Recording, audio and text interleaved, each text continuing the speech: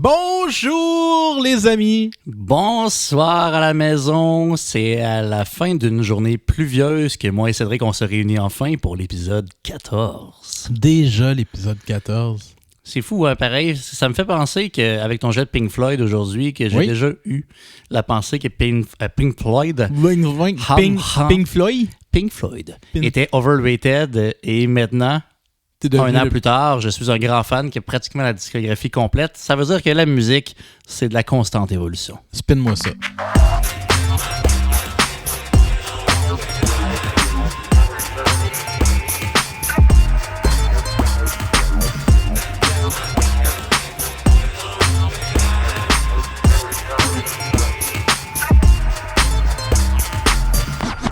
Hey, j'espère. En tout cas, j'ai hâte de voir, là, mais le son du podcast devrait avoir improve, mon gars. Ouais, hein? Mais là, on t'a investi dans de la qualité. Et voilà. Je crois.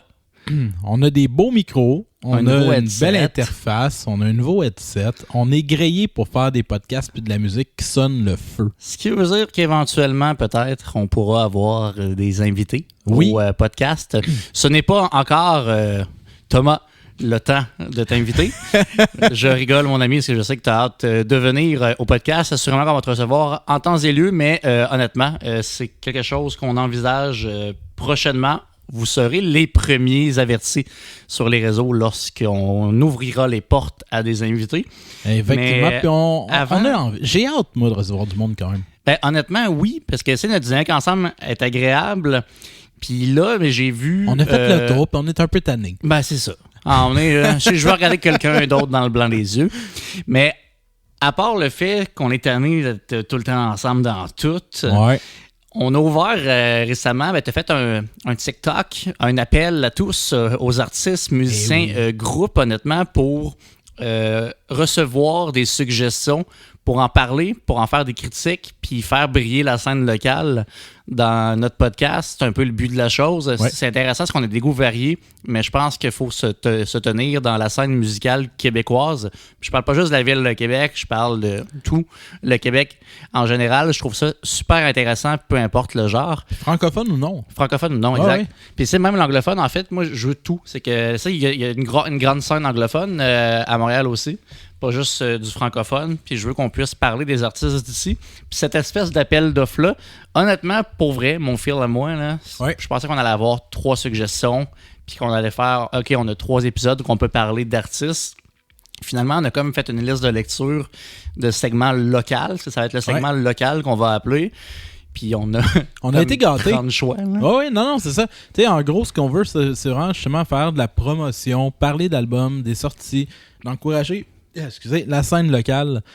C'était ça l'appel, en fait. Donc, encore une fois, même si vous n'avez pas vu le TikTok, puis que tu nous écoutes, puis que tu fais de la musique, que tu sors un single, ou que tu as juste envie de le partager, écris-nous. Parce que à partir de maintenant, à toutes nos entrées de podcast, on va faire un shout-out, un coup de cœur sur des choses qui ont été partagées ou de quoi qu'on a de quoi à dire. Parce que ça se peut que c'est pas parce que c'est pas bon, c'est juste que c'est peut-être vraiment trop niche pour nous pour être capable de donner un retour qui est pertinent. Fait qu'on veut quand même rester pertinent. Puis c'est sûr que si on continue d'en avoir autant, que vous êtes aussi nombreux que ce qu'on est déjà, on risque d'en faire peut-être plus qu'un à chaque début d'épisode, peut-être pas aussi en profondeur que des segments complets. On veut quand même mettre la table avec le segment local. Fait qu'on verra le nombre qu'on est capable de traiter à chaque épisode pour pas que non plus ça dure 1h30. Finalement, spin-moi ça va devenir juste... Bon, aujourd'hui, on parle de... Puis là, ça va être 50 artistes québécois. Mais honnêtement, j'ai envie de starter ce segment-là. Puis j'avais choisi d'en parler en entrée de jeu avant même qu'on invente le segment local, puisque j'ai envie de vous parler de Dead Stick People, qui est une formation montréalaise. On a partagé la scène avec eux lors de l'événement Musique sans frontières. Et ils ont sorti un nouveau single qui s'appelle Lose Control.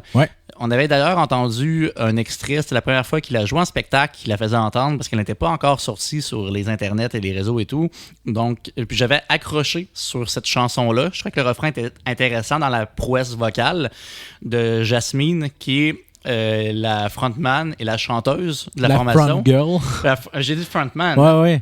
Hey, arrête de... Hey, patriarcat! Ah, c'est ça. Fait que, je me suis trahi. Mais honnêtement... une fille avec beaucoup d'aplomb, son crowd work vraiment intéressant, une aisance, puis vraiment, c'est à vos fronts, elle est vraiment drôle là, en spectacle. Il n'y a pas une joke qui attend pas l'autre. Puis honnêtement, j'ai trouvé hyper à l'aise. C'était eux qui clôturaient la soirée, nous on l'ouvrait. Et j'ai trouvé ça hyper intéressant comme proposition. C'est assez récent, Dead Sick People, formation depuis 2023. Ça fait à peu près 2 ans qu'ils roulent de leur côté.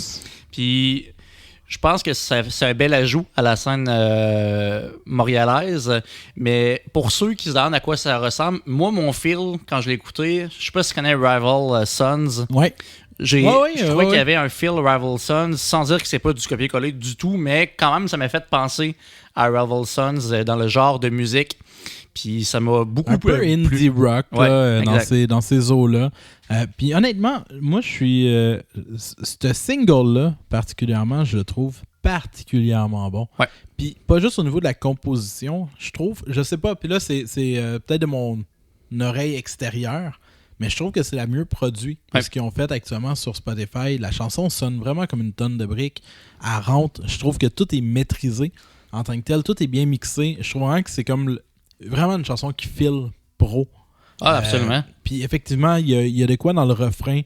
Une prouesse vocale, côté harmonie, puis côté voix, je trouve que vraiment que c'est super bien maîtrisé. Là, ouais. Mais allez voir ça, Dead Sick People, c'est un groupe que je vous invite à découvrir. Comme tu disais, ils sont vraiment cool en show aussi. Ouais. Fait que allez écouter leur dernier single. On va le mettre dans notre playlist, là, en fait. Donc, je vais la rajouter en commentaire quand on va sortir l'épisode. Ouais. Mais c'est, dans le fond, une playlist avec... tous les artistes qu'on aborde dans le podcast. Donc, on va mettre leurs chansons dedans. Ouais. Et allez voir ça. Puis, je sais qu'ils jouent là, quand même assez fréquemment à Montréal. Donc, si vous êtes à Montréal ou dans les environs, allez les voir, allez les encourager, supporter la scène locale et allez spinner leur single parce qu'il vaut la peine. Puis, allez diguer aussi le reste. Parce que honnêtement, actuellement, on avait déjà une liste de lecture pour le podcast. Tout ce qu'on parle dans le podcast s'y retrouve. Puis... Ouais. Comme je vous dis souvent, si vous voulez voir un peu vers où on s'enligne, je fais toujours des petites surprises avant même le podcast pour donner un petit cue de ce qui s'en vient. Mais on a aussi la liste qu'on va rendre publique, segment local, où si vous voulez juste entendre, juste voir un peu tout ça, ben ça peut être intéressant d'aller voir un peu tout ce qu'on a reçu. Des fois, ça ne sera pas encore traité, ça sera accessible, ça sera intéressant de voir. Puis honnêtement, on veut en rajouter le plus possible. On veut que cette liste de lecture-là devienne vivante. Puis il n'y a pas mieux que d'avoir la collaboration de tous les musiciens et ceux qui ont des projets de musique pour nous les partager et juste faire en sorte qu'elles deviennent de plus en plus longues. Puis, posez-vous pas la question est-ce que ça fit dans leur podcast? Ça fit. On parle de métal, on parle de... On est passé de Post Malone avec son album Country à parler de genre Lorna Shore, de parler de whatever. Fait qu'on est super ouvert musicalement. Fait que gênez-vous pas, les cocos. Ben oui, c'est vraiment bien dit. On dirait un de mes amis proches qui parle. Mais toi, t'es allé voir un spectacle. Hey, je suis allé voir récemment. Ben oui, toi. Cette semaine, c'était le Saint-Roch XP, donc qui est un petit festival dans le cœur de Québec. Et ils font la promotion de plein d'artistes locaux, des artistes émergents. Mais là, c'était pas un artiste émergent. Je suis allé voir Fred Fortin qui... je pense que c'était son dernier show de sa tournée Planter le décor. Donc, il fêtait les 20 ans de son album. Et en fait, pour l'occasion, il revenait avec sa formation originale. Donc, il y avait Olivier Langevin, pour ceux qui le connaissent, qui est un guitariste qui a joué avec d'innombrables artistes. Il y avait Alain Berger au drum, qui était aussi l'ancien drummer de l'époque de la Salle à faire avec Jean Leloup et compagnie. Fait que c'était vraiment des solides musiciens. Grosso modo, ils ont joué leur album intégral, donc Planter le décor. Ça sonne toujours comme une tonne de briques, c'est du rock sale. Fred Fortin a un côté très cru dans sa manière d'écrire, dans sa manière de livrer, dans le son, etc. Fait que encore là, on n'est pas déçus. Et ce qui était cool, une fois qu'il a fini de jouer cet album-là, il est revenu tout seul sur scène. Puis là, il a fait un peu une sorte de point de Planter le décor, sorti en 2005, je pense. Fait qu'il dit « Je joue rien de ce qui est sorti par la suite ». Fait qu'il a juste joué des vieilles tunes. Fait qu'il a commencé à jouer comme 2-3 tunes tout seul à la guitare. Et fait étrange, je sais pas si tu la connais, il y a une chanson qui s'appelle « Que je t'étranglerai ». Non. C'est le moment le plus marquant pour moi du show. D'un, c'est une bonne tune, Sauf que la chanson parle de violence conjugale, de ses parents qui se battent, son père qui essaye quasiment de violer sa mère, puis lui qui a 14 ans puis qui pisse dans son lit parce que genre il a peur, puis etc. Puis c'est tout ce cycle-là.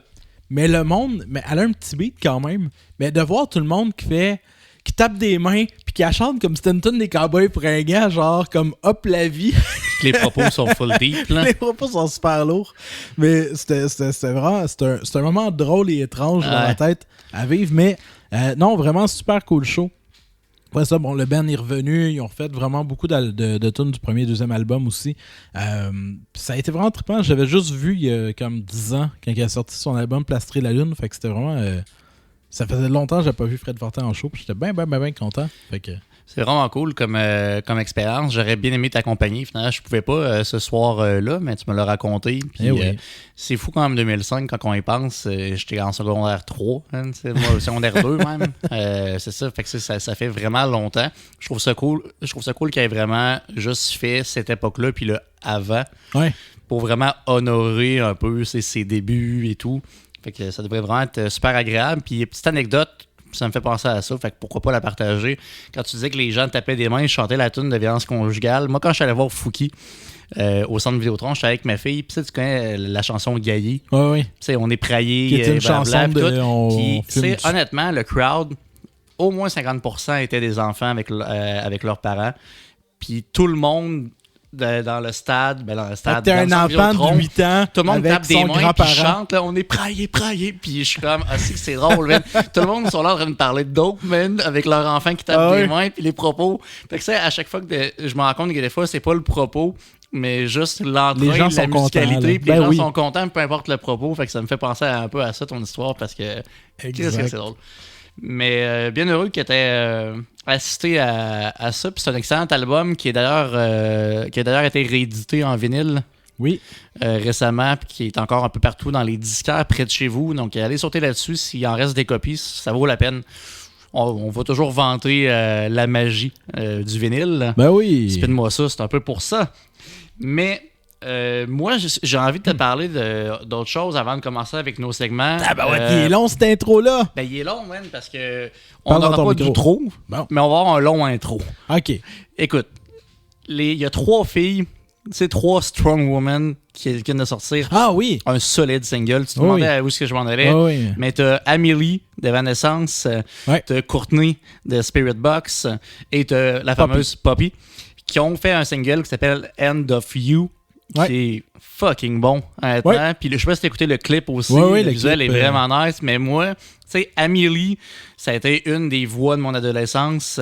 Poppy, c'est une très belle découverte. Puis elle a tellement pris de galon depuis quelques années. Puis Courtney, tu sais, c'est un symbole de métal actuellement. Elle a de la gueule, elle a de l'aplomb. La chanson est vraiment nice parce que je trouve que ça exploite bien toutes les forces de chacun. Il y a le côté catchy de Poppy puis son univers à elle. T'as la voix puis l'aplomb d'Amy. Mais t'as le breakdown de Courtney aussi qui vient créer un contraste. Comme tu disais, j'aurais pris un peu plus de breakdown, un peu plus de violence. Oui, c'est ça. Moi, c'est vrai. Mais puis il y avait un côté, comme on disait tantôt, ce qu'on a parlé un petit peu avant, où il y a un gros feel Evanescence en général. Mais je trouve ça quand même bien balancé. Est-ce que j'aimerais un album même de cette fois-là? J'aimerais ça, il faudrait. Sick. Mais ils ont 3 carrières établies. Je sais pas jusqu'à quel point que le temps, l'énergie... Déjà, de les avoir rassemblés pour une toune, c'est vraiment déjà un bon début. Mais allez voir le vidéoclip, allez écouter la toune, parce qu'en tout cas, pour moi, c'est 3 filles super influentes dans le milieu musical. Puis là, de les voir tous réunis, là, j'ai c'était vraiment hâte. C'était très hâte. Je voulais absolument en parler, parce que ça vaut le coup, cette petite découverte. Je suis d'accord. Je vais arrêter de parler un peu, puis je vais te laisser me parler de ton segment Spin-moi ça, pourquoi pas. C'est moi ça qui fait ça? Ben oui, toi. Je vais le faire moi aussi, mais... Ah oui, ok, spin-moi ça. Donc... Tu as l'air prêt, hein? J'étais prêt. Ben oui, j'étais prêt. Hey! C'est parce que des fois, je me souviens plus qu'est-ce que j'ai mis dans le parce que souvent, des fois, on prend des pics d'avance. Parce que honnêtement, on est dans de goûts musicaux qu'on pourrait faire à peu près 28 épisodes. Fait qu'il faut se retrouver un peu dans ce qu'on choisit. Mais là, tu as choisi quoi pour cela? Je l'ai choisi, en fait, parce qu'il est arrivé un événement dernièrement qui était assez dramatique dans leur histoire. OK. Je parle de l'album Crack the Sky de Mastodon. En fait, et pourquoi je dis en fait qu'il est arrivé quelque chose, c'est que Brent Hinds, qui est le guitariste de longue date, en fait, c'est un membre fondateur du groupe, est décédé, en fait, il y a à peu près un mois. Rest in peace. Oui, en fait, accident de moto. De ce que j'ai compris, c'est une voiture qui n'a pas mis son flasher, puis qui est rentré dedans, puis en est décédé. Et puis ça, j'en parle parce que je suis motocycliste dans la vie aussi. Faites attention, pour sur la route, là. Puis on dirait qu'il faut avoir une moto, il faut connaître quelqu'un qui chauffe des motos, là, mais c'est pas la même sécurité, c'est pas la même protection. Ouais. Coupez pas des motos, mais une break est pas sec. Faites attention parce que dites-vous même qu'un accrochage en moto peut être fatal, une chute en moto est mortelle. Puis on chauffe pour les autres sur la route. C'était mon segment sécurité routière moto. Voilà. Maintenant, il est mort comme ça. Je trouve ça triste, des fois je vois les gens sur la route. Ayons une vigilance supplémentaire. Puis si vous faites de la moto, soyez vigilants vous aussi. Ça va dans les deux sens. Mais voilà, c'était mon petit segment à sécurité. Voilà. Mais Crack the Sky, en fait, c'est un album qui est paru il y a quand même quelques années, en 2009. Ouais.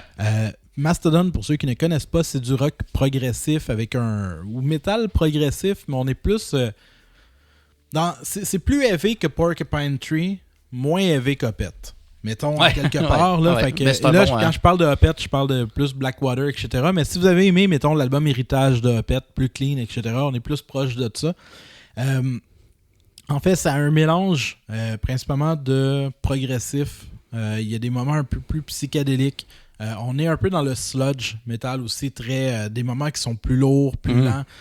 Fait que si vous aimez ce genre de musique-là, Mastodon, c'est un band pionnier du genre. C'est un band qui a un respect. C'est un peu... tu sais, Slipknot a un respect de la scène métal. Ouais. Mastodon a un peu ce même truc-là où ce que le monde qui aime Mastodon aime Mastodon. Tu sais, c'est vraiment un band super généreux. C'est un band qui prennent le temps de bien faire les choses. Ils font des shows, ils ont des posters incroyables qu'ils font faire par des artistes et tout. Grosso modo, c'est un band qui est très complet dans son visuel et dans sa musique. Cet album-là, en fait, Crack the Sky, c'est probablement mon album préféré de Mastodon. J'en parle pour ça. Parce que cet album-là, pour moi, est probablement leur album le plus balancé. Il y a une chanson, puis là, il faut juste que j'aille la rechercher vite, parce que là, j'ai un blanc total sur le nom Crack the Sky, donc qui s'appelle The Tsar. Donc, qui est en 4 parties, qui est Usurpeur, Escape, Martyr, Spirale. C'est une chanson qui dure... là, j'ouvre mon Spotify en même temps. Là, c'est 10 minutes, mais c'est probablement un de leurs plus gros chefs-d'œuvre, à mon avis. C'est une chanson qui... Tu sais, il y a des chansons qui sont des... On le dit des fois, qui sont des voyages. Là. Oui. Mais ça, c'en est un voyage, parce que ça se promène, puis tout coule bien. Tu as des moments plus intenses, tu as des moments avec des sonorités un peu... je sais pas comment le dire, à la russe, tu sais, un peu comme, je sais pas comment l'exprimer en tant que tel, là, mais il y a une couleur que je retrouve pas nulle part ailleurs que dans cette chanson-là, mais dans cet album-là aussi. C'est toutes des chansons, tu sais, Mastodon ne font pas dans la simplicité, ça reste de la musique qui est assez complexe, mais qui s'écoute bien, qui coule bien. Tu sais, Stem, Porcupine Tree, c'est un peu la même chose. Tu l'écoutes, le filon, il est simple, tu l'analyses, tu te rends compte que tout est complexe, tout est compliqué dans cette musique-là. Fait que voilà, en gros, je me suis pris un petit peu des notes, là, mais tu sais, ils ont vraiment généralement des albums qui sont très, très concept en soi. Donc, le concept de cet album-là, c'est vraiment au niveau... ça aborde des termes du deuil. En fait, ça parle de voyage astral, de tout ce qui est un peu le culte russe, etc. Fait que ça va explorer des thématiques qui sont moins communes, peut-être. Ils viennent de où, eux autres? États-Unis. OK. Tu parlais de Russie, fait que je me demandais si j'avais comme omis non. un détail. C'est un band américain. Mais voilà, c'est vraiment juste de dire, Crack the Sky, pour moi, pour n'importe qui connaît pas Mastodon, est probablement la meilleure entrée. Après ça, il y a des albums comme Blood Mountain qui est vraiment, vraiment excellent. Mais voilà, moi, c'est la raison pourquoi j'en parle, c'est que je l'ai reçu en cadeau par notre ami LP. Si je me trompe pas, c'était à ma fête ou à Noël. Non, à ta fête, c'est pas ce qu'on a choisi. Non, je me souviens plus, mais je sais que c'est lui qui me l'a offert. À ta fête, on t'a offert My Chemical Romance cette année. T'as raison. On s'offre des vinyles, en fait, à nos fêtes et tout. Moi, j'ai reçu Porcupine Tree. Oui. Mais voilà. Fear of a Blank Planet. Voilà. Mais bref, c'est un album que je connaissais, mais il savait qu'il me le manquait. Fait qu'il est venu, il me l'a offert pour une occasion X, et c'est vraiment un album culte. C'est un album pour n'importe qui trippe prog, n'importe qui trippe metal, qui trippe en fait de musique, qui vient te prendre par les couilles puis te faire... Fait que quand tu mets ton vinyle chez vous, tu te pognes les couilles puis tu fais... C'est exactement... Ta blonde fait Mastodon. Oui, c'est exactement ça. Pour moi, c'est OK. C'est comme ça que je me représente. Je suis bien content. C'est vraiment une belle synthèse, ouais, vraiment. Une petite belle explication pour finir comme ça, c'est gênant. Mais j'espère que Mastodon va l'écouter puis va faire comme ben écoute, c'est notre meilleur pitch de vente. Ah, c'est sûr, Ben, c'est sûr ça devient une pub là. C'est sûr que oui. Fait que sur cette iconique représentation de Cédric, mais moi je voulais l'adresser à Louis-Philippe. C'est sûr c'est difficile d'adresser à Louis-Philippe Mastodon d'après ça.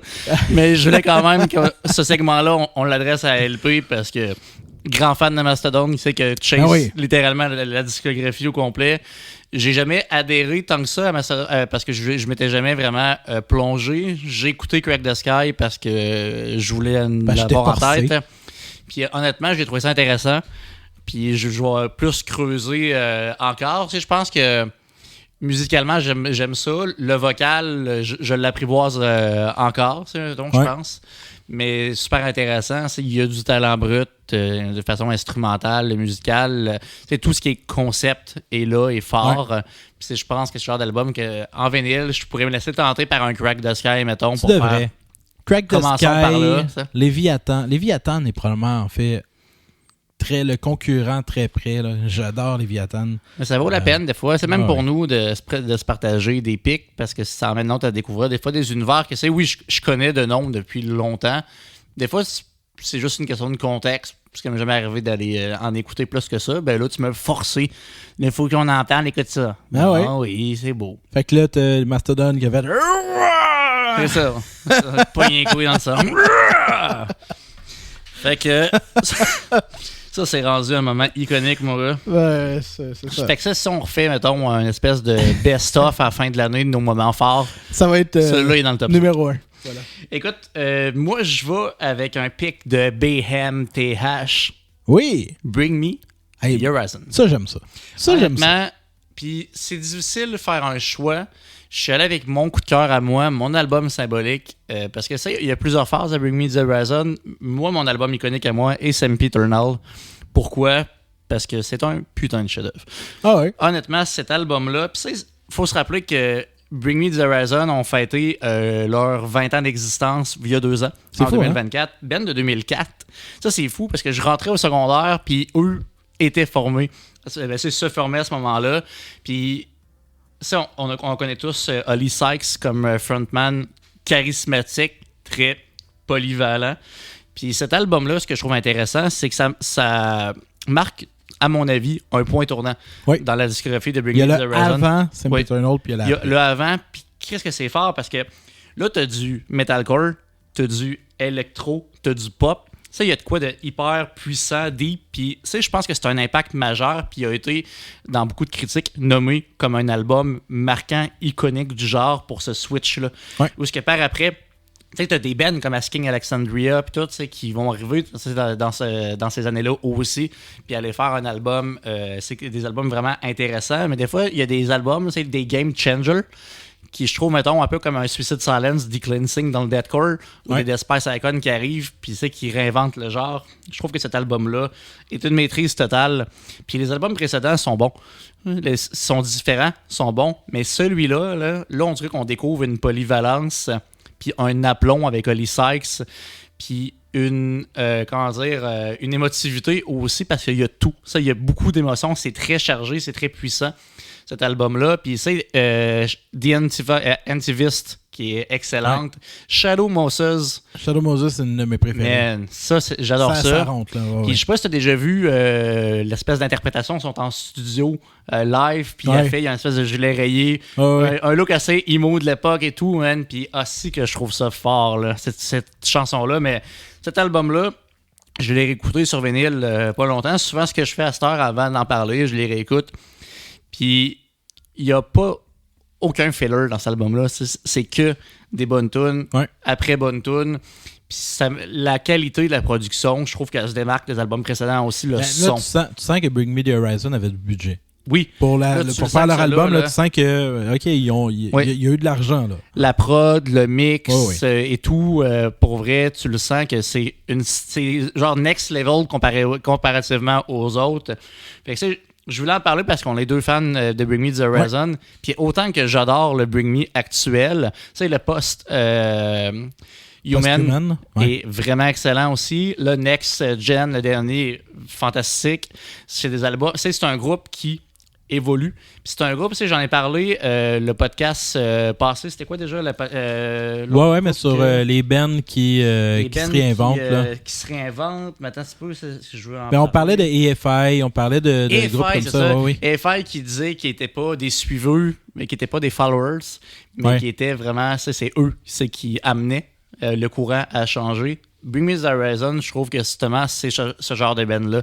C'est pas des bands qui suivent un courant, c'est des bands qui vont amener le courant, ou même pas des fois une question de courant, c'est une question d'innovation à mon niveau, où ils n'ont pas peur de risquer gros. Puis ça, ils arrivent à un album, puis je pense qu'ils ont une vision artistique, puis un désir, mettons, d'aller plus loin, puis d'aller chercher, mettons, des territoires inconnus. Puis je trouve qu'à chaque fois qu'ils le font, ils amènent une sauce différente versus l'album différent. Puis c'est toujours bien fait. Puis ça, je trouve la différence entre EFI et Bring Me The Horizon, c'est que EFI s'autoproclame influenceur de mouvement, de musique. Ce que je suis pas prêt à leur donner tout le temps. Non. Je pense ils ont déjà influencé clairement avec Sing the Sorrow, etc. Mais aujourd'hui, je pense pas que quand EFI sort un album, on voit un changement dans la musique, etc. Par contre, ils osent. Ça, je leur donne. Bring Me The Horizon, eux, se l'autoproclament pas, mais clairement, il y a une influence Bring Me The Horizon. Ils ont rendu populaire le metalcore très brut à l'époque de MySpace, etc. Ça l'a amené plein de bands à ressortir, en fait. Donc, ils ont porté une mouvance avec eux autres. Sempiternal a amené l'idée, en fait, que le metalcore peut devenir... Comment je dirais ça? Il y a de l'argent à faire, entre parenthèses. Dans le sens... Peut-être plus mainstream, qui toucher plus. Mais aussi, en fait, de faire... C'est un art legit. Fait que, je pense que c'est surtout ça, c'est que on devrait investir là-dedans parce qu'une bonne prod de metalcore peut sonner vraiment fort. Puis c'est le genre d'album qui, pour moi, a dû avoir un impact, clairement, tu l'as dit, mais sur des Asking Alexandria, etc., qui sont arrivés, puis qui ont pu, en fait, grâce à ce genre d'album-là, s'inspirer, puis en fait, monter. Puis, ce qui est le fun avec cette band-là, tout de suite, l'album d'après, on est parti ailleurs. Ils sont allés faire Amo, qui est un album super smooth, très, très tout ça. Le monde a critiqué. Mais pas longtemps après, là, des albums à la Amo, il y en a eu plein. Là. Puis après ça, ils sont revenus avec Post-Human, avec un mélange d'électro, d'influence, des collaborations, etc. Puis après ça, tu vois plein. Le monde chiale un peu, etc. Puis après ça, tu sens que, fait que eux, en fait, traînent, innovent, puis influencent littéralement. Absolument. Des Post-Human avec. Quand il est sorti, mais pas longtemps après, moi je trouve que Bad Omens, toutes ces bandes-là ont sorti des albums qui se rapprochent quand même de ce genre-là, en fait. Donc, et Sempiternal, c'était vraiment en fait la passation entre on fait du metalcore de sous-sol à on fait du metalcore avec de la production. Et en fait, on s'enligne vers quelque chose où est-ce qu'on peut se donner la liberté d'explorer. Oui. Fait que Amo, pour moi, est une suite logique dans le spirit de Bring Me The Horizon de dire on fera pas 2 fois le même album, on se permet de la liberté, on s'en va ailleurs. On vous a dit qu'on savait faire de la grosse prod, on continue à faire de la grosse prod, là, mais on va vous déstabiliser puis on va choquer notre fanbase. Ah, ça c'est clair. Puis ils ont jamais eu peur de le faire. Puis au final, c'est les fans qui aiment l'évolution, qui aiment le changement, puis qui aiment Bring Me. On continue à suivre peu importe le style de l'album. La définition du 1 de perdu, 10 de retrouver. Ah oui. Carrément, parce qu'à chaque fois, ils viennent solliciter d'autres personnes. Puis fait à chaque fois, OK, j'aime ça, je le découvre. Fait que c'est sûr qu'ils sont allés chercher des publics différents à chaque fois. Mais au final, il y a un même et unique public qui a suivi tout le long. Puis moi, j'en fais partie de ce public-là. Fait que très, très content d'en avoir parler légèrement parce que si vous connaissez pas Bring Me the Horizon, vous allez assurément trouver votre compte dans au moins un album. Parce que ça, on part d'un métal plus sale au début. Puis c'est sale, j'ai pas dit qu'il n'y a pas de qualité de production, mais quand même plus... c'est moins développé, moins peaufiné à ce chef-d'œuvre-là. Puis par la suite, ben, ils ont vraiment trippé, je pense, à faire des productions de qualité. Puis tout le reste de leur discographie, ben, c'est cool après tout des gros albums. Mais celui-là, Sempiternal, allez l'écouter de A à Z, vous serez pas déçus. Absolument. Est-ce qu'on y va dans les découvertes ou on y va... On peut y aller dans les... Pas dans les découvertes, excuse-moi, dans les coups de cœur. Oui. OK. Je vais me lancer. On va aller 100% ailleurs que Bring Me the Horizon. On s'en va du côté de la France avec un artiste que j'ai découvert parce que Spotify t'a fait tout le temps des suggestions. Francis Cabrel. Non. C'est un artiste qui s'appelle Yamé. Que je ne connaissais pas. Qui, en fait...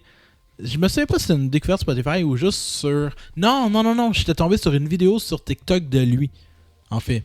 Donc, qui fait un bout de chanson, puis ça m'avait accroché. Et en fait, pas longtemps après, il a sorti son album qui s'appelle Ebem. Donc, et c'est un artiste vraiment particulier. La dernière fois, je vous parlais... du d'autre que t'as pas aimé là je sais pas pourquoi j'ai un blanc sur son nom. Je vais l'avoir pas loin puis ouais. Ça me tente vraiment de l'avoir pas loin, je suis pas certain. Obing en tout cas c'est un nom compliqué en plus. Mais bref, en tout cas tout ça pour dire qu'on est un peu dans le même style de musique mais moins éclectique, moins difficile d'approche là. C'est un artiste qui a sorti son premier album en fait, déjà en partant. C'est un album qui est beau. C'est un album qui est par moments déstabilisant. C'est un album, en fait, déstabilisant comme Stromae peut être déstabilisant. T'es pas un déstabilisant weird, etc.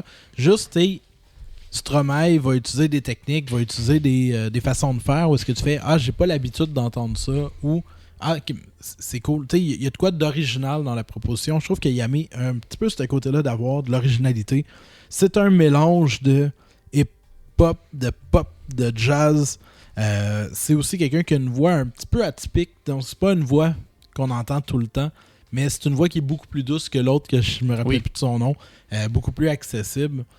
En gros, en fait, quelques petits fun facts comme ça. D'un, son vrai nom, Emmanuel So. C'est quelqu'un qui a beaucoup appris par lui-même, puis qui a un historique de vie en fait. Il n'a pas toujours été musicien, mais de manière j'ai compris en fait, c'est qu'il a travaillé ou il a étudié en sciences de données, etc. Il y a vraiment un autre parcours. Puis là, il s'est lancé dans la musique. Premier album, succès, encensé. Les critiques sont quasiment unanimes que c'est un premier album chef-d'œuvre là, qui a marqué.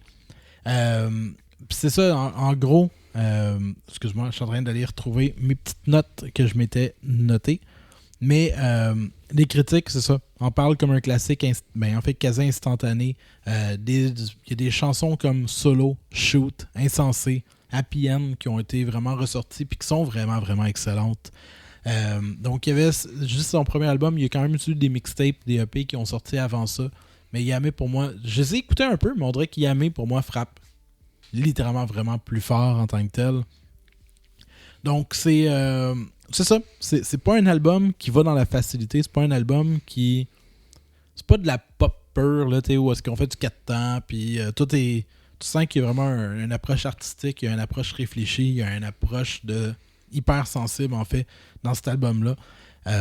Donc voilà, en gros, c'est vraiment, ça a été une grosse découverte pour moi. Je l'ai découvert, je l'ai mis dans l'auto. Immédiatement, mon gars, ma blonde, se sont mis à triper. Mon gars s'est mis à l'écouter comme non-stop pendant les jours qui ont suivi. Ça vaut vraiment la peine. Si vous aimez des artistes, comme je dis, qui ont... c'est de la musique française, mais comme je dis, si vous aimez Stromae ou ce genre d'artiste-là, vous n'allez pas être dépaysé en soi. Et honnêtement, j'ai juste eu un immense coup de cœur pour son album. Puis je vous invite honnêtement l'écouter. Mais là, c'est vraiment intéressant cette fois-là, l'univers que tu nous partages. Puis la qualité de production que j'ai trouvée, elle est vraiment impressionnante pour un premier album. Mais si tu vois le côté plus, peut-être pas amateur, mais le côté pro du premier album versus le reste d'avant. Puis Stromae, c'est intéressant d'accrocher le public avec ça, parce qu'effectivement, c'est pas du Stromae, mais il reste que il y a quand même des similarités à ce niveau-là, mais... Je pense que la similarité, excuse-moi de te couper, c'est que Stromae mélange la chanson française avec un peu la musique du monde. Oui. Puis c'est peut-être ça en tant que tel, ce qui fait en sorte que ses codes sont différents. Pour Yami, je pense que c'est un peu la même chose, c'est qu'il mélange la chanson française, mais avec des racines... Oui, exact. Je sais pas d'où il vient exactement, ou je sais pas où sont ses inspirations, mais tu sens qu'il y a un hybride qui se passe quelque part avec une musique qui vient. Mais ça, j'ai trouvé ça original, j'ai trouvé que ça se tenait bien, j'ai trouvé qu'il y avait un beau fil conducteur, j'ai trouvé que ça s'écoutait bien dans l'ensemble. C'était une belle découverte. C'est quand même difficile d'approche, dans le sens que c'est pas du pop à la Rihanna, là. Ouais. Mais reste que t'écoutes juste ça, de la pop à la Rihanna. Ah oui, que ça. Moi, mes vinyles, sur mes 200, je dois avoir à peu près... 80 Rihanna. 0 Rihanna. mais non, pour vrai, je vous encourage à l'écouter. C'est dans la playlist encore une fois. Vous pourrez vous faire une tête sur cette découverte-là. Mais premier album pour un jeune garçon qui a beaucoup, je crois, de potentiel de continuer. Fait que j'espère qu'il y a bien du succès avec l'album. C'est les critiques. Il y a une belle voix. Il y a vraiment une belle voix. Ouais, exact. Puis par après, je pense qu'il y a du cœur au ventre. Puis il met ses émotions sur sa musique. Puis ça, je pense qu'à partir du moment, peu importe le style de musique, quand tu sens que la personne a du cœur au ventre, qui a réussi à le métamorphoser dans sa musique, pour moi, c'est déjà gagné d'avance. J'aimerais ça le voir en show. Oui, c'est ça. J'aimerais vraiment ça. Quelque chose d'intéressant. Là, encore une fois, on s'en va ailleurs. On revient. Rihanna. Non. Ah. On va y aller avec... Rihanna! Non. Ashley Simpson. Yeah! Je parlais de L-O-V-E. Non. Pour vrai, je vais y aller avec Atreyu. Mais pas Atreyu actuel, mais... oui, mais non. Parce qu'ils ont fait une réédition de The Curse. Ouais. Puis ici, c'est un album qui est sorti à l'époque en 2006. Non, 2005, ça fait 20 ans. Ouais. Tout ça pour dire que c'est un album qu'ils ont ramené, qu'ils ont réenregistré, remixé, remasterisé avec la formation actuelle. Puis moi, c'est un album que... Mais ils l'ont pas remasterisé, ils l'ont juste refait, right? Ben, j'ai dit remasterisé. Ah, ça, j'ai dit remasterisé, hein? Oui, ils ont rien repris. Non, ils n'ont rien repris. Tout a été réenregistré. Fait que il a été remasterisé dans les nouvelles bandes, mais c'est pas les bandes. Fait que dans le fond, c'est pas vrai ce que j'ai. Il n'y a aucun remastering, en fait. Il n'y a pas de remastering. Ils l'ont refait à 100%. Je me suis comme enfargé dans les termes utilisés. Mais... C'est correct, mais je suis là pour toi. Ben, exactement. Nouveau matériel, monsieur, j'achète plein d'affaires. Fait qu'utilise les bons termes, sinon nos auditeurs vont être fâchés. Mais cet album-là, effectivement, a été complètement réenregistré. Et je trouve ça super intéressant parce que c'est différent, c'est plus clair, c'est plus propre, c'est plus pro comme son versus le The Curse. C'est sûr que je pense que j'ai un élan de nostalgie, j'ai un attachement pour le The Curse de l'époque. Puis ce que j'ai trouvé cool, que j'ai réussi à trouver grâce à ChatGPT. Ah ouais. C'est la fameuse émission que je te parle depuis un bout. De genre, il y avait un top 5 de vidéoclips, ça passait à Musique Plus, c'était une émission de métal. Puis là, j'en parle aux gens, puis à chaque fois, je suis comme, Chris, man, je suis en psychose. Puis je m'imagine des émissions qui n'ont pas existé. Ouais. À chaque fois, j'en parle aux gens, puis ils comprennent pas c'est quoi. Puis là, ChatGPT l'a pas trouvé tout de suite. Il a quand même fallu que je l'oriente, puis qu'on digue ensemble. Ouais. C'était une collaboration avec l'IA. L'émission s'appelait Destroy. Ah, ben oui. Oui, Destroy. Puis c'était animé... c'était qui déjà, le gars qui animait ça? C'était pas... Mais ça, Destroy, c'était tard le soir. C'était le jeudi à 11h30 le soir. Fait que ça, il fallait que tu sois à 11h30. De 11h30 à 11h... Puis ça durait pas longtemps, là. C'était 15 minutes, là. Puis c'était un top 5 ou un top 3. Je pense que c'était un top 5, mais en tout cas, ça pour dire que ça durait 15 minutes. C'était le jeudi soir de 11h30 à 11h45. Puis ça arrivait comme une tonne de briques, là, justement, le Destroy. Puis je me rappelle que Dragon Force ont été top 1 avec Through the Fire and the Flames pendant des semaines. Mais c'est pas de Dragon Force que je parle, mais c'est d'Atreyu, parce que Atreyu, je les ai découverts grâce à cette émission-là. Ouais. Destroy. Puis justement, avec la chanson Bleeding Mascara de l'époque, le clip que j'avais beaucoup apprécié, puis je m'étais mis vraiment à triper metalcore par après. C'est tout ce qui était Azalea Dying, Atreyu, ça a été 2 gros bands que j'ai écoutés à cette époque-là. Fait que merci Destroy, merci Musique Plus. Ça nous rajeunit pas, Élan Nostalgie, mais fucking content d'avoir retrouvé l'émission. Je vais arrêter d'avoir l'air même de me psychoser et inventer des choses. Mais allez écouter ça. Si vous êtes un fan d'Atreyu, que vous aimez le trio actuel, il y a quand même cette voix-là, c'est actuel, mais avec du scream d'époque qui est intéressant.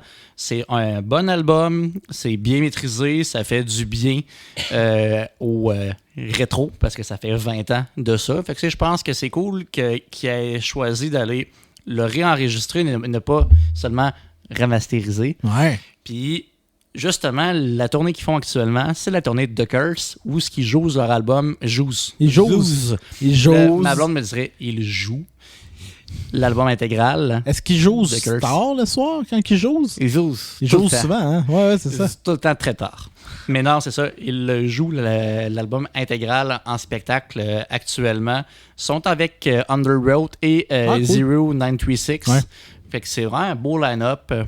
Un peu cher les billets qu'on avait regardés, mais quand même, si Montréal me tentait un peu moins, j'aurais bien aimé les voir à Québec.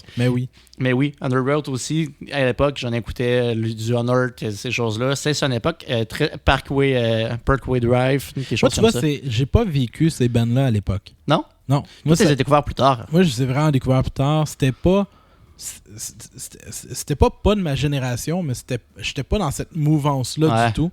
On a 3 ans de différence, ça paraît, mais on a un ami en commun, Jonathan, que lui, on a écouté. Ouais. Moi, c'est vraiment arrivé plus tard. Fait que moi, à Trio, j'ai découvert ça. Ça se peut-tu, c'est-tu eux autres qui ont un album, là, quelque chose in the Bull? Il est comme rouge et noir, là. Inner Wake, c'est une affaire. Non, ça, c'est vraiment plus tard. Là. C'est parce que là, je m'étais pas préparé à parler de cet album-là, mais... Atreyu. Parce que moi, Shame on Me... Becoming Double. Ah, ok, oui. Vois-tu, c'est toi, t'as découvert au moment où j'ai arrêté d'écouter. Non, c'est Lead Cells Paper Inker, le nom de l'album. Ah, ok, excuse-moi. Fait que, moi, ça, c'est... Fait que 2007, fait que, on est vraiment un peu plus tard. J'avais adoré cet album-là, mais je tripais pas de temps sur ces bands-là à ce moment-là. Fait que, Azalea, je n'ai pas écouté à l'époque. Toutes ces bands-là. Fait que Atreyu, j'avais écouté ça là, je vais vraiment triper. Puis après ça, même les autres albums après, j'ai vraiment écouté beaucoup, mais c'était vraiment différent du vieux. Fait que The Curse, pour moi, j'ai pas la nostalgie rattachée à cet album-là. Je l'avais pogné un moment donné pas cher en CD il y a quelques années. Fait que je l'avais écouté comme ça. Le son, il est typique de l'époque de on est un band, on n'a pas vraiment beaucoup de budget. On avait 5000$ en poche avant Internet. Là, puis on a enregistré ça. De le réentendre avec un son clair, avec une puissance qu'il n'y avait pas à l'époque, moi je le trouve le fun cet album. J'ai vraiment du fun à l'explorer et à le découvrir, puis j'ai l'impression d'avoir beaucoup plus accès. Fait que je pense que c'est vraiment bien pour quelqu'un qui ne connaît pas Atreyu d'avoir ce morceau-là de leur existence. De redécouvrir l'époque, mais en version pro. Oui, parce que c'est des bands que c'est dur. Je trouve ça dur, moi, ce genre de bands-là, quand tu les as pas connus à l'époque, de retourner à cette époque-là quand tu connais le nouveau matériel puis d'entendre le son. Des fois, je trouve ça plus difficile ou plus difficilement accessible quand tu as zéro nostalgie. Fait que, pour moi, je l'ai super bien accueilli puis je les écoute. Je comprends clairement que le feel n'est pas le même parce qu'il y a un côté garage dans le vieux que tu n'as pas dans le nouveau. Mais par contre, l'exécution est juste incroyable sur l'album. Le son il est vraiment, vraiment excellent. La réalisation est vraiment excellente. Puis pour faire un comparatif, ils n'ont rien rechangé de ce que je comprends dans les chansons. Là, c'est pas mal du 1 pour 1. Mais avec un son mais je pense que ça permet carrément ça, c'est de faire découvrir une époque à des gens avec de la qualité. Parce qu'effectivement, que l'enjeu, comme tu dis, d'arriver avec des bands de ce genre-là, de cette époque-là, c'est de faire écoute ça, man, c'est fucking bon. Puis là, la personne fait comme c'est spécial, là. Mais c'est que des fois, ça vieillit. C'est que ça vieillit. Tu le vois que le son a vraiment, exponentiellement été amélioré avec le temps, les technologies et tout. C'est absolument normal. Mais à l'époque, en plus, il y a quand même une recherche de son plus crasse aussi. Donc, ça fit dans cette époque-là. Ça fit avec l'époque. Fait que c'est agréable quand tu l'as connu. Si tu n'as pas connu Atreyu à l'époque, tu vas écouter ça. peut-être un peu déçu ou comme ça te prend un peu d'adaptation. Ouais. Cependant, si tu as le goût de découvrir cette époque-là, mais avec un son de qualité, va écouter The Curse 2025 qui vaut vraiment la peine. Une belle prod, un beau clin d'œil à une époque lointaine. Je suis 100% d'accord. Puis là, on enchaîne avec le dernier segment, découverte. Ouais. J'ai pas fait des grosses affaires sur lui. Je le connaissais peu. Il est venu à Québec il n'y a pas si longtemps. Puis ça m'avait intrigué par son nom. Puis aujourd'hui, je regrette de ne pas l'avoir connu et ne pas avoir été à son spectacle. Et là, je parle de J.J. Johansson. Puis j'espère que je le dis bien parce que... mais ça ressemble à ça, J.J. Johansson. Moi, je vais l'appeler comme ça. Fait que, mais bref, J.J. Johansson, il a sorti un album qui s'appelle Backstage. C'est paru dans mon algorithme Spotify. J'avais aucune idée. Puis des fois, j'aime ça, juste regarder même des artistes ou des trucs que je connais pas, puis juste zioter. Mais ça, c'est le fameux album que tu as découvert en Italie. Oui. Puis c'est... fait que tu sais, je suis là le soir, je regarde un peu les sorties. Et puis, je tombe là-dessus, puis ça fit vraiment bien. Tu sais, je suis comme le soir, etc. J.J. Johansson, pour n'importe qui tripait là, sur le genre du trip-hop à la j'ai tout le temps la misère à dire Mochiba ou Mokiba, là, tout dépendant comment on dit, Tricky. Ah, c'est bon, ça même-là. Tu me guesses où, c'est vrai? Hein? Ok, oui. Non. Ouais, mais c'est l'album que je sais pas si tu te rappelles, j'avais vu passer sur Passion Vinyle Québec, puis que j'ai comme laissé passer en disant je vais aller écouter. Puis s'il n'est pas encore là, erreur de débutant, je vais le prendre. Oui. Puis que j'ai fait fuck, mais j'aurais dû le prendre, c'est excellent. C'est vraiment bon. Mais c'est parce que quand tu l'as dit, j'étais pas sûr, c'était comme c'est vraiment bon. J'avais l'air neutre. Non, quand c'est pas bon, je te le dis, mais ça c'est bon. Oui. fait qu'on est vraiment dans un style qui mélange le trip-hop et le jazz. Fait qu'il y a un côté très, très intimiste dans ce qu'il fait, minimaliste dans les sons. Beaucoup de chansons, tu sais, c'est vraiment guitare, petit drum, piano, puis sa voix, puis il y a une voix un peu super touchante vraiment, il est comme... envoûtante. Mélancolique. Tu sais, il y a un côté très mélancolie. Tu sais, c'est le genre d'album que tu sens qu'il est assis sur le bord de sa fenêtre, il mouille, il a sa guitare, puis il se met à chanter. Là. Il y a cette vibe-là en tant que tel. Tu sais, une vibe un peu cinématographique. Tu sais, c'est le genre d'album que tu vois bien dans un film un peu... tu sais, un genre de film d'auteur, là, tu sais, qu'avec... le gars, il va s'occuper de ses moutons, puis t'as un peu de J.J. Johansson qui joue en arrière, là. Ah ouais. Je sais pas comment le dire, mais... puis en gros, c'est de la musique de berger, dans le fond. C'est de la musique de berger. Non, mais c'est vraiment... C'est la musique que tu reçois du monde un soir... T'sais, pas un soir, genre on prend de la bière puis on fait de la poudre. C'est pas. Mais tu que tu reçois du monde, tu te fais un petit sushi ou un. Encore mieux. Mettons, quand je vous invite. Non, l'hiver, mettons. OK. Moi, tu sais, là, dans ma tête, là, on est en train de se faire une fondue. J'ai fait un petit feu dans le foyer. Oui. Puis là, je mets un vinyle. Genre, c'est parfait. T'sais, c'est comme une belle ambiance. C'est doux, c'est calme, c'est feutré. C'est juste vraiment, vraiment, vraiment bon. Tu l'as-tu commandé en vinyle? Non, mais ça va être dans mes listes. Ça. Parce que là, tu me donnais envie de faire un souper fondu à l'hiver qui approche. Oui, mais c'est sûr. J'ai pas le choix. Puis tu sais, c'est très dans le parler, dans le susurrer. Tu sais, ça parle beaucoup d'introspection. Ça parle beaucoup de romantisme. Puis tout là, en fait sur des petits beats très down tempo. C'est beau. Bref. Super bien reçu par la critique. Déclaré de façon encore unanime comme un album à découvrir. Point que j'ai appris, je ne le savais pas. En fait, de un, il est né sous un nom, je pense que c'est J.J. Johansson, et il a commencé à 10 ans dans un band de punk. C'était très drôle. Moi, j'aime tout le temps ça de savoir que quelqu'un est parti de faire du punk à genre faire ça. Et puis, donc c'est ça. C'est quelqu'un qui commence à vraiment percer au niveau mondial, qui commence à se promener beaucoup. Et c'est ça. Si t'aimes Portishead, si t'aimes Mokiba, si t'aimes Tricky, si t'aimes ce genre de mood-là un peu lounge, J.J. Johansson, c'est probablement en fait la figure marquante de notre ère d'aujourd'hui. D'après moi, on va en entendre parler beaucoup pour les gens qui trip-up. Ça va devenir un gros incontournable de la scène trip-up actuelle. Donc... Ben, honnêtement, ça, c'est vraiment une belle découverte que je suis content. d'avoir découverte. Ça, là, c'est une découverte que j'ai été content de découvrir, que ça pouvait être découvert... Une découverte qu'on est content d'avoir découvert dans le segment découvert. Ouais. Fait que je me montre à découvert, moi aussi, pour te dire que c'est une musique qui pénètre l'âme. Merci. J'aime ça parce que, tu sais, vous voyez pas sa face, mais depuis tantôt, quand il parle, on dirait qu'il est comme sarcastique. Genre, c'est pour ça, tantôt, quand t'as dit comme, ah oui, il est bon cet album-là, il y avait comme la face du gars qui fait comme, il est bon ton album de Justin Bieber. By the way, Justin Bieber a sorti un album qui s'appelle Swag 2. Puis Justin Bieber avait l'air d'un vieux Hells aussi. Je sais pas si t'as vu la photo passer. Il a genre un beigne, une moustache, un tatou sur le bord du bras, avec des lunettes fumées, puis il a l'air d'un Hells qui sort de tôle. C'est vraiment insane. Bref, excusez. Mais, désolé, on s'est égaré. Mais donc, pour vrai, j'y pénètre l'âme. Je trouve ça drôle comme mot, mais honnêtement, je trouve ça super envoûtant, intimiste.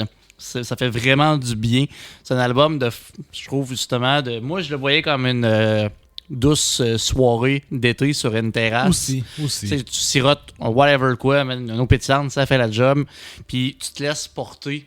C'est une belle soirée d'été. Mais je l'ai écouté beaucoup, en fait, à Barcelone. On avait une terrasse sur le toit. C'est à Barcelone, pas en Italie. Oui, c'est ça. J'étais à Barcelone. On avait une terrasse sur le toit avec une vue sur la ville. Puis là, je m'en allais là vers comme 9h30, 10h.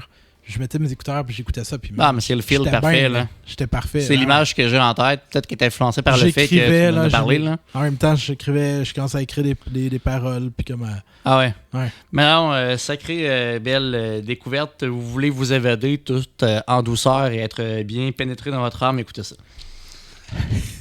Te faire prendre par les couilles, faire... Yes! On enchaîne avec un segment de découverte. On vous en fait-tu découvrir les affaires? Eric Clapton. Eric Duhem. Eric Duhem. Merci. La COVID, c'était juste des niaiseries. C'est pas vrai. Je vous parle de Unplug. Unplug, pourquoi? Parce que c'est un chef-d'œuvre, cet album-là. Puis honnêtement, c'est difficile comme statement à faire, mais je vais le faire parce qu'on en a déjà parlé. Tu en as déjà parlé aussi. Pour moi, il y a eu 2 grands Unplug à MTV. Ouais. Nirvana et Eric Clapton. Je ne dis pas qu'il n'y en a pas eu d'autres, mais moi, c'est 2 de mes préférés. Qui sont venus me chercher. Puis celui-là, à l'époque où les copies physiques se vendaient beaucoup, il y a eu 26 millions de ventes et donc 3 Grammys récoltés pour ce Unplug-là. Puis pourquoi? Parce que Eric Clapton, tu sais, pour ceux qui ne savent pas Eric Clapton, on va quand même vous guider dans la découverte.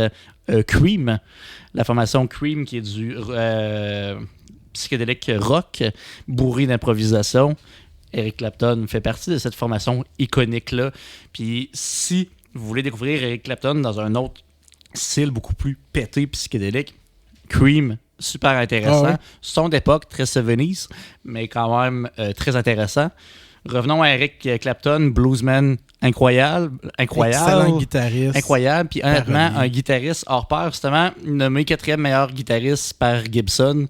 Quand qu'une des marques de guitare les plus reconnues et prestigieuses te sac 4e meilleur guitariste à travers le monde, t'es quand même pas pire. Ça veut dire que t'es solide. Ah oui. Puis c'est le cas en même temps, il est pas premier, fait. Il est pas premier, il n'y a même pas de médaille de bronze, mais quand même. Hein? C'est qui le premier? Hey, j'ai pas regardé, j'ai pas la stats, j'ai pas regardé les 3 autres, mais j'ai juste la stats que lui c'est le 4e à travers le monde. J'aimerais ça que ce soit genre t'es Billy Joe Armstrong des Green. J'ai l'impression même qu'il doit avoir c'est Jimi Hendrix, Joe Satriani, puis je sais pas qui. Justin Bieber. J'aimerais beaucoup que Robin Trower soit dans les tops aussi, par découverte d'épisodes passés, mais bon. Cet album-là, il est à la fois percutant et à la fois touchant. Pourquoi? Il y a une chanson, puis c'est toi qui m'as conté l'histoire, puis je suis allé regarder cette histoire-là. La chanson Tears from Heaven figure sur cet album-là. C'est une chanson destinée à son défunt garçon, son défunt fils, Connor, qui est décédé malheureusement à l'âge de 4 ans en faisant une chute d'un immeuble de 53 étages à New York. Ce qui est atroce. Ouais. Ça a été excessivement difficile pour lui. Comme j'ose pas imaginer la perte d'un enfant d'une façon aussi tragique. Lui, ça a été par la musique que son processus de deuil s'est complété. Il a écrit une partie de la chanson. Il a composé une partie de la chanson. Il a demandé à un de ses collaborateurs de l'époque, qui est proche ami, d'écrire le reste. L'autre personne, je ne me rappelle pas le nom, l'autre personne a refusé au début en disant que c'est beaucoup trop intime comme chanson, beaucoup trop personnel. Mais justement, la beauté, la profondeur de cette chanson-là l'a poussé à accepter la requête puis à composer le reste. Puis c'est devenu une chanson iconique d'Eric Clapton. En fait, de la musique. De la musique en général. Puis dans le Unplug, je trouve qu'elle est livrée avec une sincérité hors norme. Tu as quasiment le goût de verser une larme, honnêtement. C'est beau. Puis Eric Clapton, dans ce Unplug-là, je pense qu'il doit chanter 80% les yeux fermés. Ou c'est son cœur qui chante. Ouais. Puis c'est moi, cette proximité-là avec tes sentiments puis avec ton âme, justement, je trouve ça insane à chaque fois quand un artiste, je pense que la musique, la beauté de la musique, c'est d'aller toucher les gens. Puis lui le fait avec brio. Sa musique transperce l'âme, je vais utiliser un autre mot cette fois-là. Ouais.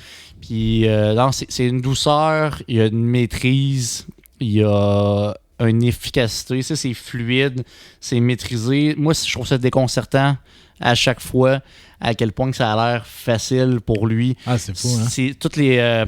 C'est tous les accords qu'il va faire, c'est toute, honnêtement, la complexité de choses qui paraissent simples pour le commun des mortels, mais qui sont fucking chiantes et difficiles à faire. Lui, il est fait les yeux fermés, puis il se laisse juste porter, puis il se livre à 100%. Ouais. Ce Unplug-là, pour moi, est il est incontestablement un chef-d'œuvre. Oh oui. Au même titre, comme tu dis, Nirvana, je ne peux pas croire que quelqu'un ne peut pas reconnaître le talent de ce gars-là via ce Unplug-là. Ouais. Un peu comme Nirvana. Tu peux ne pas aimer Nirvana. Je conçois, c'est souvent en fait un band qui c'est 4 par chord, c'est simple, etc. Le Unplug de Nirvana, il y a de quoi de vrai dedans. Que t'aimes ou que t'aimes pas, tu peux pas rester insensible.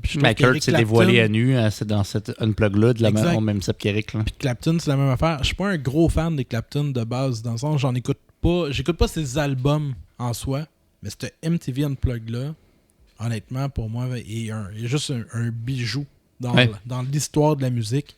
Et n'importe qui aime la musique se doit d'avoir au moins écouté cet album une fois dans sa vie. Oui.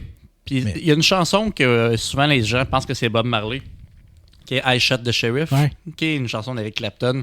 Si vous connaissez I Shot the Sheriff, puis vous connaissez Eric Clapton avec cette facette-là, laissez-vous tenter par l'Unplug parce qu'on est vraiment complètement ailleurs. Je pense que c'est un album, vous avez le goût d'être touché, guidé, transporté. Ben, c'est encore un de mes fameux voyages, cet album-là.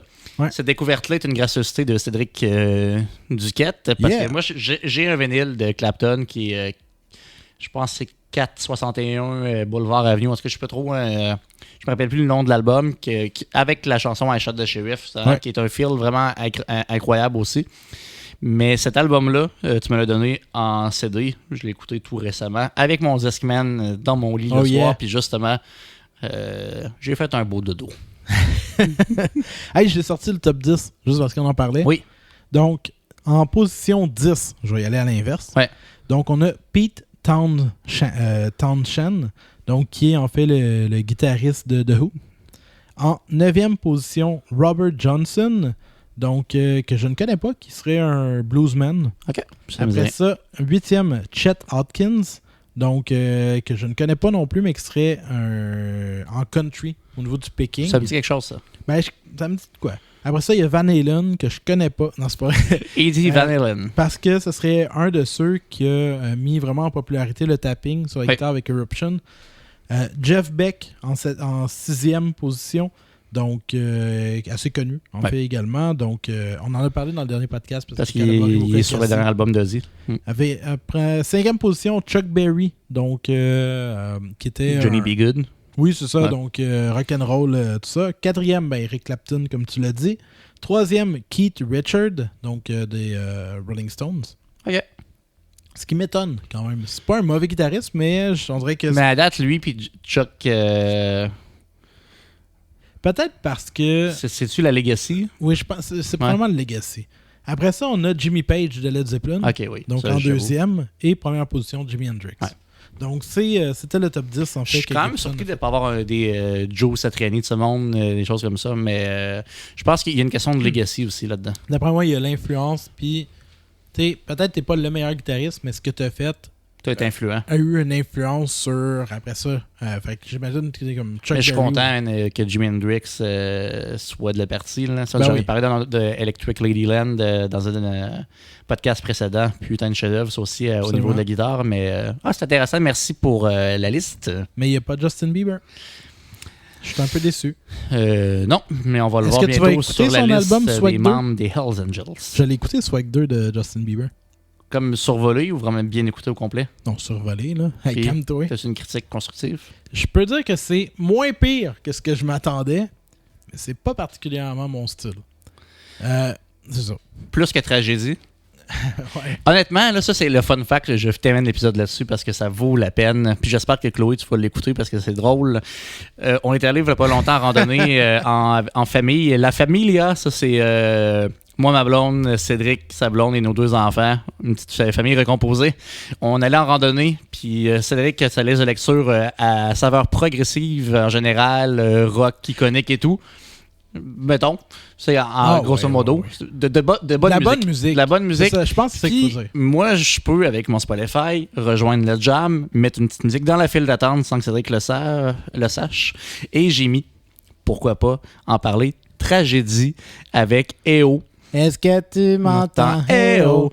Fait que Cédric, honnêtement, Chloé, ça fait 18 ans qu'elle est avec lui, en couple. Moi, ça fait 6 ans que je suis avec Cédric. Je pense que je l'ai jamais vu fâché. Là, il était pas fâché, mais je voyais que je venais de toucher à une petite corde sensible. Un petit peu d'irritation de comme, t'es-tu en train de me dire qu'on vient de passer de Porcupine Tree à Tragédie? C'est un peu l'équivalent pour, tu sais, mettons, tu t'en vas au Château Frontenac pour te commander un steamé. Tu sais, c'est comme... Non, tu sais, comme... Là, t'avais de la qualité, là. Tu peux pas faire... Pouvez-vous me faire comme une... T'sais... Fait que t'admets que t'étais un peu fâché. J'étais pas fâché, j'étais juste... Dégoûté. Ouais, c'est ça. Oui, c'est ça. Je peux pas croire que j'ai qu'un ami qui peut faire comme moi entre une tonne de Porcupine Tree et une tonne genre de whatever. Mais je me suis rattrapé après, j'ai mis LOVE de Ashley Simpson. Ben, c'est ça. Fait que, au moins. J'ai mis Mambo No. 5. T'es pas descendu trop bas, t'as pas mis le dernier album de MGK. Non. Malheureusement, si on n'en parlera jamais, on n'a rien de constructif à dire à ce sujet-là. Par contre, moi, Tragédie, de voir toute la gang chanter sauf toi dans l'auto, c'est une image qui me reste dans la tête. Donc, j'espère que vous avez apprécié l'épisode. N'oubliez pas, on veut des découvertes locales. Puis locales, on parle franco-anglo du Québec. Ça nous intéresse. On veut faire briller la scène. On est Petit Roi. Moi, c'est Derek Dead. Et Cédric Sid. Et, by the way, restez bientôt à l'affût. Le 15 septembre, on lance une chanson pour les radios qui s'appelle Prête à partir, qui va être disponible le lundi d'après. Oui. Ce qui veut dire je sais pas. Là, on va divulguer 18. Très bientôt l'image, le cover du single. On est fiers. On va pouvoir vous montrer aussi le communiqué de presse sous peu pour un peu avoir un descriptif de la chanson. Et on aura un petit aperçu aussi signé Woody Musique qui sera disponible. Donc surveillez les réseaux, venez nous encourager, ça nous fait toujours plaisir de pouvoir vous parler. Tellement. Fait que voilà, merci beaucoup d'avoir écouté l'épisode et abonnez-vous, laissez-nous vos commentaires, écrivez-nous, on serait contents. Viva la musica. Ciao.